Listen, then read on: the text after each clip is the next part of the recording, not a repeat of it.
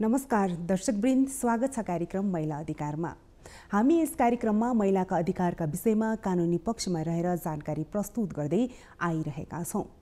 यसै सन्दर्भमा आज हामी अपराध पीडित संरक्षण ऐन 2075ले अपराधबाट पीडित अथवा प्रभावितलाई कसरी सम्बोधन गरेको छ भन्ने विषयमा आज हामी जानकारीमूलक कुराकानी गर्नेछौँ र हामीसँग हुनुहुन्छ अधिवक्ता सुनिल कुमार यादव। स्वागत छ यहाँलाई कार्यक्रममा। धन्यवाद। यस्तो अपराधबाट पीडित प्रभावितहरूको सुरक्षाको लागि भनौँ अथवा कानुनी उपचारका लागि भनौँ, हामीसँग अपराध पीडित संरक्षण ऐन 2075 रहेको छ। यो ऐनले चाहिँ अपराध पीडित र प्रभावितलाई कसरी सम्बोधन गरेको छ? हेर्नुहोस्, नेपालको संविधान 2072 सालमा आएपछि यसले अपराध पीडितको हक भनेर छुट्टै एउटा मौलिक हकको व्यवस्था गर्यो।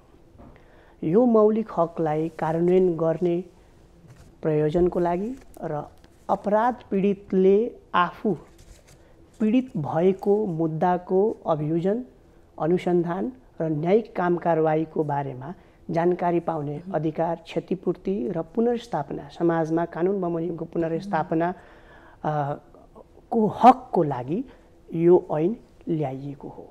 यो ऐनले के गर्यो भन्दाखेरि कसुर भनेर परिभाषित गर्यो। कसुर के त भन्दाखेरि यसमा के भन्यो भन्दाखेरि कुनै सरकारवादी हुने फौजदारी मुद्दामा, मैले फेरि पनि भने, सरकारवादी हुने फौजदारी मुद्दामा कुनै पनि व्यक्तिले कुनै क्षति बेहोरेको छ अथवा मृत्यु भएको छ भने त्यस्तो सरकारवादी हुने फौजदारी मुद्दालाई कसुर भनेर परिभाषित गर्यो।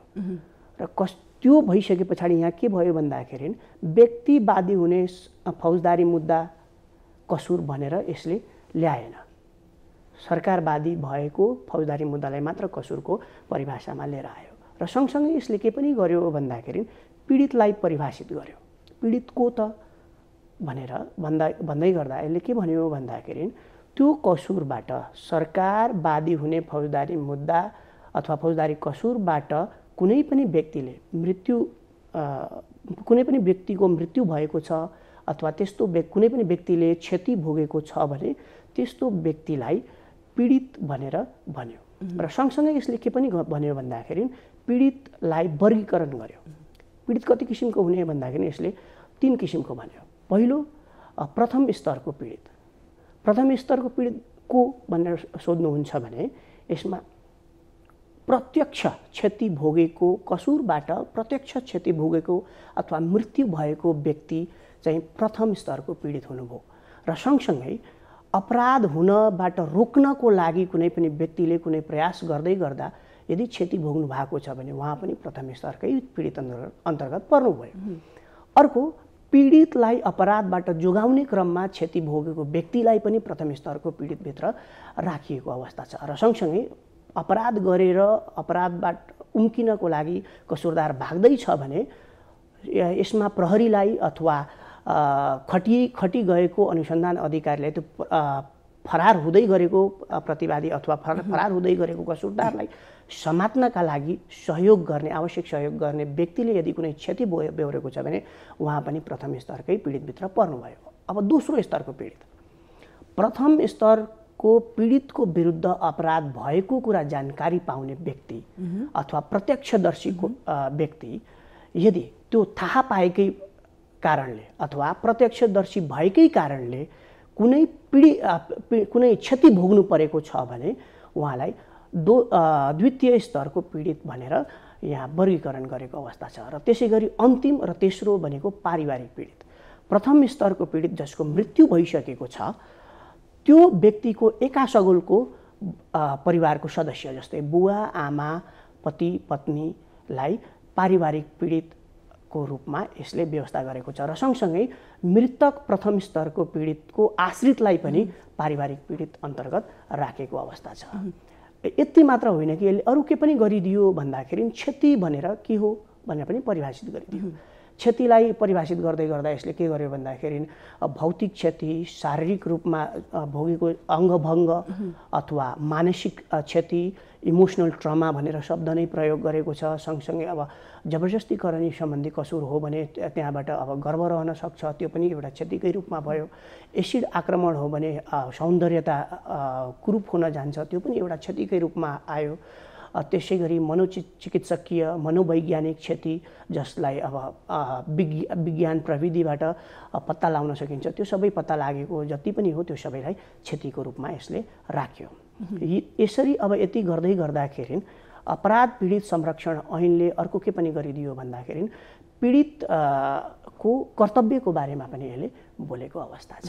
के छ त्यस्तो कर्तव्यको अवस्थामा? अब पीडितको कर्तव्यको रूपमा यसले के भन्यो भन्दाखेरि आफू पीडित हो भने समयभित्र उजुरी गर्न जाने।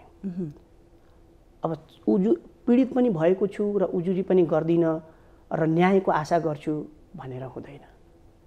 म पीडित हो अथवा कोही पीडित हुनुहुन्छ भने उहाँ समयमा सम्बन्धित निकायमा गएर उजुरी गर्नुपर्ने हुन्छ। अब कहाँ गर्ने भन्दाखेरि प्रहरीमा गएर गर्न सकियो, नजिकको प्रहरी कार्यालयमा आफू पीडित भएको बेहोरा प्रमाणसहित लगेर उजुरी गर्नु पर्यो। र अर्को कर्तव्य के पनि यसले राख्यो भन्दाखेरि कतिपय अवस्थामा के हुन्छ, सामान्यतया जबरजस्तीकरण मुद्दाहरूमा पीडितलाई जोगाउनको लागि पनि, पीडितलाई जोगाउन भन्दा कसुरदारलाई जोगाउनको लागि पीडितले के गर्न सक्नुहुन्छ भन्दाखेरि आफ्नो बयान बदलिदिने। पछिल्लो समय हामी एकदमै त्यो कानुनी प्रक्रियामा त्यो देखिरहेका छौँ हामीले चाहिँ। उहाँ उजुरी एउटा जाहेरी दिनुहुन्छ करणी भयो भनेर, जबरजस्ती करणी भयो भनेर अधिकार प्राप्त अधिकारी अथवा प्रहरीमा गएर भयो भनेर पनि भन्नुहुन्छ र अदालतमा आउँदाखेरि उहाँले सिधै के भन्नुहुन्छ भने बयान फेर्नुहुन्छ, होस्टाइल गराइन्छ अथवा होस्टाइल हो, होस्टाइल भन्ने शब्द, होस्टाइल अब एकदम अब जाहेरीमा भएको एउटा बेहोरा यहाँ आएर के भन्नुहुन्छ भन्दाखेरि म त पीडित नै होइन अथवा कसुरदारले कसुर नै गरेको होइन भनेर यसरी बयान फेर्नुहुन्छ। विभिन्न कारणले उहाँहरूले बयान फेर्नुहुन्छ। त्यो पनि गर्नु हुँदैन अथवा त्यो उद्देश्य राखेर कसुरदारलाई उन्मुक्ति दिने उद्देश्य राखेर कुनै पनि काम गर्नु हुँदैन भनेर यो कर्तव्यमै आयो। अर्को कुरा के पनि भयो भन्दाखेरि यसमा अनुसन्धानको क्रममा, अभियोजनको क्रममा र न्यायिक प्रक्रियामा अदालतलाई र अनुसन्धान अधिकारीलाई, अभियोजनकर्तालाई पीडितले सहयोग गर्नुपर्छ भनेर पीडितको यति कर्तव्य। र यदि कुनै अब ठेगाना दिनुभएको छ अथवा सम्पर्क को ठेगाना दिनुभएको छ, नम्बर दिनुभएको छ, त्यस्तो कुनै परिवर्तन भएको छ भने यथाशीघ्र त्यो परिवर्तन भएको ठेगाना नम्बरहरू सम्बन्धित निकायमा जनाउनु पर्ने हुन्छ। यो पनि कर्तव्य, पीडितको कर्तव्यको रूपमा। कर्तव्य त यो भयो होइन। अब अपराध पीडितको लागि भनेर चाहिँ अधिकार के दिएको छ? यसमा हेर्नुहोस्, दुईटा संविधानले 3वटा यो मौलिक हकको रूपमा अपराध पीडितको हक अन्तर्गत 3वटा अधिकारहरू सुनिश्चित गर्यो। त्यो के भन्दाखेरि आफू पीडित रहेको अपराधको कानुनी प्रक्रियाको बारेमा थाहा पाउने अधिकार, अर्को दोस्रो सामाजिक कानुन बमोजिम सामाजिक पुनर्स्थापनाको अधिकार र तेस्रो क्षतिपूर्तिको अधिकार। यो संविधान प्रदत्त मौलिक हकको कुरा भयो। अब यो अपराध पीडित संरक्षण ऐनले 15-16वटा अधिकारहरू सुनिश्चित गरेको छ अपराध पीडितको। त्यो के हो भन्दाखेरि स्वच्छ व्यवहार प्राप्त गर्ने अधिकार। कतिपय अवस्थामा के हुन्छ भन्दाखेरि पीडितहरू पीडित भएर प्रहरीमा जानुहुन्छ, त्यहाँ गइसकेपछि फर्दर भिक्टिमाइजेसन प्रहरीको अथवा अनुसन्धानकर्ताको अथवा अभियोजनकर्ताको व्यवहारबाट फर्दर भिक्टिमाइजेसन हुने अथवा म अझै झन्झनै पीडित भए भन्ने अनुभूति हुन सक्छ। त्यही भएर सम्मानपूर्वक व्यवहार पाउने, प्राप्त गर्ने अधिकार सुनिश्चित गरेको छ यो ऐनले। अर्थात् अनुसन्धानकर्ताले अथवा अभियोजनकर्ताले सम्मान गर्नुपर्ने हुन्छ। कुनै काम कारबाही गर्दै गर्दा पीडितसँग कुरा गर्दा सम्मानपूर्वक व्यवहार गर्नुपर्ने हुन्छ। त्यसै गरी अर्को भेदभाव विरुद्धको अधिकार, लिङ्गको आधारमा, उमेरको आधारमा, रङ्गको आधारमा, धर्मको आधारमा पीडितलाई भेदभाव गर्न पाइँदैन। यो चाहिँ सरकारी कर्मचारीहरूले अथवा न्यायिक प्रक्रियामा जति पनि कर्मचारीहरू अधिकारीहरू आबद्ध हुनुहुन्छ उहाँहरूले भेदभाव गर्न पाउनुहुन्न। अर्को गोपनीयता सम्बन्धी अधिकार। अब यो जबरजस्ती गर्ने मुद्दाहरू, त्यसपछि हाड नाता गर्ने मुद्दा, मानव बेचबिखन, यौन दुर्व्यवहार र कानुनले यस्तै तोकेका अरू कुनै अपराधहरू छन् जसमा गोपनीयता, पीडितको गोपनीयता अपनाउनु पर्ने हुन्छ अथवा पीडितको पुरा डिटेल्सहरू गोप्य राख्नुपर्ने हो भने त्यस्तोमा गोप्य राख्नुपर्छ। यो चाहिँ पीडितकै अधिकार हो। पीडितले नचाहेसम्म खुलाउन पाइँदैन। अब महिला बालबालिकाको हामीले कुरा गरौँ, अलिकति संवेदनशील होइन, अलिकति हाम्रो समाजको कुरा गरौँ, परिवेशको कुरा गरौँ, न्यायको प्रक्रियाको कुरा गरौँ, अलिकति झन्झटिलो छ, लेन्दी छ हाम्रो प्रक्रिया होइन। जस्तो महिला बालबालिकाको हकमा कुरा गर्दाखेरि चाहिँ हुन त अपराधबाट पीडित भनेको सबै उत्तिकै पीडित हुने हो। अब यो ऐन आइसकेपछि चाहिँ जो पीडित हुनुहुन्छ, जो प्रभावित हुनुहुन्छ अपराधबाट, उहाँहरूको हकमा विशेष गरी महिला जो पीडित हुनुहुन्छ बालबालिकाको हकमा चाहिँ यसले कस्तो भूमिका खेलेको पाउनुहुन्छ तपाईँले?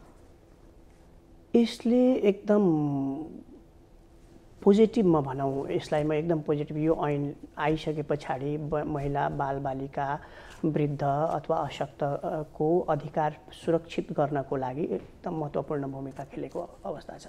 त्यो कसरी भन्दाखेरि नि यसले के भनिदियो भन्दाखेरि, यो ऐनले के भनिदियो भन्दाखेरि सूचना पाउने अधिकार। यदि कुनै महिला हुनुहुन्छ अथवा बालबालिका हुनुहुन्छ भने उहाँहरू आफू पीडित भएको अपराधको प्रक्रिया, अनुसन्धान होस्, अभियोजन होस् अथवा न्यायिक प्रक्रियाहरू होस्, त्यो सबैमा उहाँहरूले माग गरे सूचना माग गर्नुभयो भने सम्बन्धित अधिकारीले त्यो सूचना दिनै पर्ने हुन्छ। त्यो सूचना दिँदै गर्दाखेरि गोपनीयता अपनाएर अब उहाँहरूको समाजमा उहाँहरूको नाम बदनाम नहोस् भनेर गोपनीयता पनि अपनाइएको अवस्था छ। साथै अब यसले के गरिदियो भन्दाखेरि क्षतिपूर्ति सम्बन्धी व्यवस्था गरिदियो। क्षतिपूर्ति सम्बन्धी व्यवस्था गरिसके पछाडि के भयो भने मैले अघि भनेको थिएँ, वर्गीकरण गरेको जुन छ, पीडितलाई वर्गीकरण गरेको प्रथम स्तरको, द्वितीय स्तरको अथवा पारिवारिक पीडित। कतिपय अवस्थामा के पनि हुन्छ भन्दाखेरि तपाईँको यो पीडितको मृत्यु भइसकेको हुनसक्छ। पीडितको मृत्यु भइसके पछाडि पीडितको आश्रितहरू, बालबालिकाहरू अथवा पीडितको आश्रित घर परिवारका सदस्यहरूले पनि क्षतिपूर्ति पाउने बाटो यो ऐनले खोलिदिएको छ। यसको सन्दर्भमा कहाँ एउटा जोड्छु भन्दाखेरि एउटा 65 जस्तो मलाई लाग्छ बुद्धिबहादुर प्रजाको मुद्दा यो 65मा निर्णय भएको। त्यतिखेर पीडितको मृत्यु भइसकेको हुन्छ। पीडितको मृत्यु भइसके पछाडि अब क्षतिपूर्ति परिवारको सदस्यले पाउने व्यवस्था त्यतिखेर थिएन। यो यातना तथा क्षतिपूर्ति ऐन 2053मा परिवारको सदस्यले क्षतिपूर्ति पाउने व्यवस्था थिएन। अदालतले के भनिदियो भन्दाखेरि भिक्टिमोलोजिकल पर्सपेक्टिभबाट सोच्नुपर्छ है। सरकारले कानुनै छैन भनेर उम्किन पाउँदैन। त्यस्तो छैन भने कानुन बनाउनु पर्यो र कानुन मात्र बनाउने होइन कि अब यो मुद्दामा, यो बुद्धिबहादुर प्रजाको मुद्दामा पारिवारिक जो पीडित हुनुहुन्छ सरकारी कोषबाटै उहाँहरूलाई क्षतिपूर्ति दिनुपर्छ भनेर त्यतिखेर बोल्यो। त्यतिखेर कानुन थिएन। अब के भयो भन्दाखेरि यहाँ कानुन बन्यो।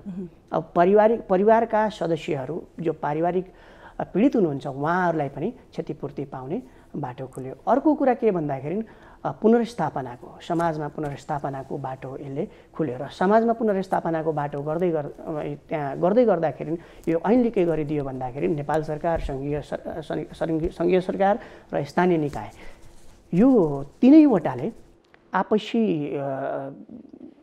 सहकार्य गरेर भएको जति स्रोत छ त्यो स्रोतका आधारमा पीडितलाई समाजमा पुनर्स्थापना कानुन बमोजिम गर्नुपर्छ भनेर यसले बोलिदिएको अवस्था छ।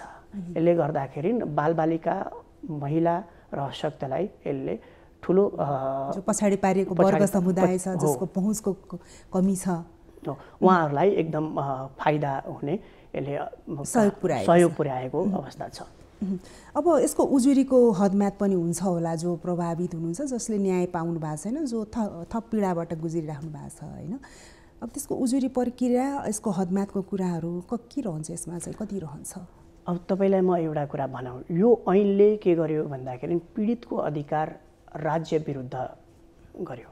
अर्थात् पीडित कुनै अपराधबाट पीडित हुनुहुन्छ भने जुन अपराधबाट पीडित हुनुहुन्छ त्यही अपराधको हदम्याद लाग्छ। जस्तै जबरजस्तीकरणी मुद्दामा पीडित हुनुहुन्छ भने जबरजस्तीकरणी मुद्दाको हदम्याद लाग्छ र उजुरी दिने कुरा चाहिँ सम्बन्धित प्रहरी अथवा नजिकको प्रहरी कार्यालय नै हो।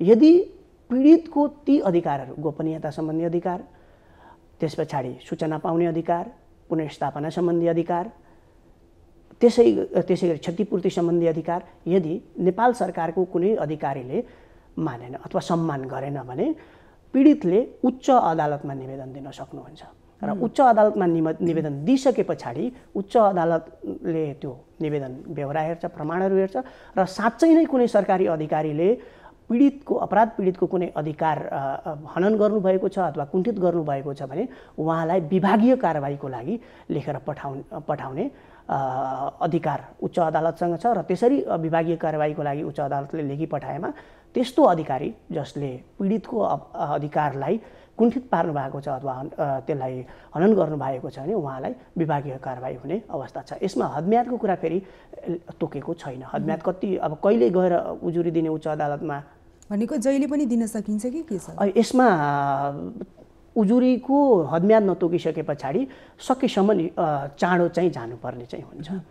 र अर्को कुरा के पनि यसमा महत्त्वपूर्ण छ भन्दाखेरि पीडितलाई कतिपय पीडकबाट फर्दर भिक्टिमाइजेसन हुने चान्सेसहरू हुन्छ। हाम्रो समाजमा छौँ, जुन परिवेशमा छौँ, त्यसमा के हुन्छ भन्दाखेरि पीडकलाई बाहिरै छोडियो भने कतिपय अवस्थामा उसलाई फर्दर भिक्टिमाइजेसन अथवा उसको परिवारको सदस्यको जीव ज्यानमा अझै पीडकको परिवारका सदस्यहरू, साथीभाइहरू भनौँ न होइन, आफन्तजनबाट पनि पीडितलाई थप पीडित गराएको अवस्था पनि छ। हो, त्यस्तो अवस्थामा के गर्न सक्नुहुन्छ, अपराध पीडितले के गर्न सक्नुहुन्छ भन्दाखेरि नजिकको प्रहरी कार्यालय अथवा जिल्ला प्रहरी कार्यालय अथवा जिल्ला प्रशासन कार्यालयमा सकेसम्म चाँडो गएर उजुरी दिनुभयो भने उहाँलाई सुरक्षा प्रदान गर्ने चाहिँ यसमा व्यवस्था छ। त्यस्तो निकायहरूले सकेसम्म चाँडो चाहिँ सुरक्षाको प्रबन्ध मिलाइदिनु पर्ने चाहिँ हुन्छ। अब जस्तो व्यवस्था हेर्दा त एकदमै अपराध पीडित जो प्रभावित हुनुहुन्छ अपराधबाट चाहिँ होइन, उहाँको संरक्षण साँच्चै नै यो ऐनले गरेको देखिन्छ, ऐन हेर्दा चाहिँ हामी होइन। तर वास्तवमै त्यो भइरहेको छ अथवा कार्यान्वयनको अवस्था के छ? किनभने यो 75मा आएको ऐन हो, करिब 5 वर्ष यो भइसकेको छ होइन। यो 5 वर्ष भइरहँदाखेरि चाहिँ यसको कार्यान्वयनको अवस्था चाहिँ कस्तो छ? यसमा पहिला अब तपाईँलाई सकारात्मक कुरा म भनेर जाउँ। उजुरी परिसके पछाडि के हुन्छ भन्दाखेरि प्रहरीले अनुसन्धान गर्नुहुन्छ र सरकारी वकिलले के गर्नुहुन्छ, अभियोग पत्र लैजाँदै गर्दा त्यसैमा पीडितले पाउने क्षतिपूर्तिको माग गरेर जानुहुन्छ। यो सकारात्मक पक्ष हो। र सँगसँगै अदालतले पनि एकदम पोजिटिभ भएर अपराध पीडितलाई संरक्षण अथवा अपराध पीडितको अधिकार सम्बन्धी एकदम सेन्सिटिभ छ अदालत। यो ऐन बमोजिम काम अदालतले गर्छ, न्यायकर्मीले गर्नुहुन्छ। तर समस्या कहाँ छ भन्दाखेरि अनुसन्धान अधिकारीको अथवा प्रहरीको व्यवहार। यहाँ के भनियो भन्दाखेरि सम्मानजनक व्यवहार गर्नुपर्ने, तर के हुन्छ भन्दाखेरि अब हाम्रो जुन प्रहरीहरू हुनुहुन्छ उहाँ अहिले पनि उहाँहरूको मानसिकता परिवर्तन भइसकेको अवस्था छैन। पीडित जाँदाखेरि एकदम व्यवहार उहाँहरूको रुड हुने अथवा त्यो पीडितलाई झन् पीडित छु भन्ने महसुस गराउने खालको व्यवहार हुन्छ। त्यो सन्दर्भमा यो चाहिँ कार्यान्वयन नभएको भन्न सकिन्छ। र अर्को कुरा के भन्दाखेरि कार्यविधिगत प्रक्रियाहरू, अब कार्यविधि यस्तो झन्झटिलो छ कि क्षतिपूर्तिको आदेश भइसकेपछि अथवा फैसला भइसकेपछि पनि पीडितले क्षतिपूर्ति पाउनको लागि कार्यविधिगत झन्झट भोग्नुपर्ने हुन्छ। त्यसले गर्दा पनि के भएको छ भन्दाखेरि यो ऐन त्यति प्रभावकारी, त्यो हकमा प्रभावकारी हुन सकेको अवस्था छैन। यसमा सुरक्षाकर्मीहरू अथवा अनुसन्धानकर्ताहरू अलि संवेदनशील भइदिनु भयो भने झनै यसलाई प्रभावकारी बनाउन सकिन्छ। जस्तो एकदमै प्रभावितको पीडितको समाजमा, घर परिवारमा पुनर्स्थापना एकदमै महत्त्वपूर्ण पक्ष रहन्छ। अझ हाम्रो समाजमा त यस्ता यौनजन्य दुर्व्यवहारमा बलात्कार जस्ता जघन्य अपराधबाट जो पीडित हुनुहुन्छ उहाँहरूलाई समाजले नस्वीकारेको अवस्था अथवा सहज पुनर्स्थापनाको लागि अझै पनि सङ्घर्ष गर्नुपर्ने अवस्था यथावत नै रहेको छ। गोपनीयताकै कुरा गर्दाखेरि एकदमै गोपनीयताको सम्मान गर्नुपर्छ भनेर गोपनीयता सम्बन्धी हामीसँग त गोपनीयताको हक पनि छ, संविधानले नै सुनिश्चित गरेको छ, ऐन पनि रहेको छ हामीसँग, तर पनि अझै हामीले गोपनीयताको त सम्मान गर्न सकिरहेको अवस्था त छैन। यो समस्या यो साँच्चै नै समस्याको कुरा हो। यसमा अब कतिपय कुराहरू अदालतको कर्मचारीहरूबाटै यो भन्न त नहुने हो, तर कतिपय अवस्थामा जो सम्बन्धित निकाय व्यक्ति हुनुहुन्छ, सम्बन्धित निकायबाटै सम्बन्धित अधिकारीबाटै यो चुहिएको अवस्था हुन्छ। जस्तै पछिल्लो क्रममा हामीले हेऱ्यौँ न्युज पत्रपत्रिकामा आउँदै गर्दाखेरि गोपनीयता कायम गर्नुपर्ने कसुरमा पनि पत्रपत्रिकामा छापिहालिन्छ। त्यो चाहिँ समस्याको कुरा हो र त्यो समस्या यदि कसैले त्यो चाहिँ गोपनीयता सम्बन्धी अधिकार कसैले हनन गरेको छ, निकायका अधिकारीहरूले सम्बन्धित निकायका अधिकारीहरूले त्यस्तो हनन गरेको अवस्था छ भने पीडितले उच्च अदालत, मैले अघि पनि भने, पीडितले उच्च अदालतमा निवेदन दिन सक्नुहुन्छ र उच्च अदालतले विभागीय कारबाहीको लागि लेखेर पठाउन सक्छ। अब यो कार्यान्वयनको अवस्था अलिकति फितलो देखिएको छ हाम्रो यो 5 वर्ष भइरहँदाखेरि चाहिँ। चुनौती के रहेछन् कार्यान्वयन हुन नसक्नु? पहिले के थियो भन्दाखेरि अपराधीलाई सजाय गर्नु नै न्याय भन्ठानिन्थ्यो, तर अहिले पर्सपेक्टिभ चेन्ज भइसकेको छ। भिक्टिम पर्सपेक्टिभ, पीडितमुखी हुनुपर्छ भनेर आइसकेको छ। यति अब परिवेश परिवर्तन भइसके पछाडि, प्याराडाइम शिफ्ट भइसकेको अवस्थामा पनि अनुसन्धानकर्ताहरूको त्यो मानसिकता परिवर्तन भइसकेको छैन।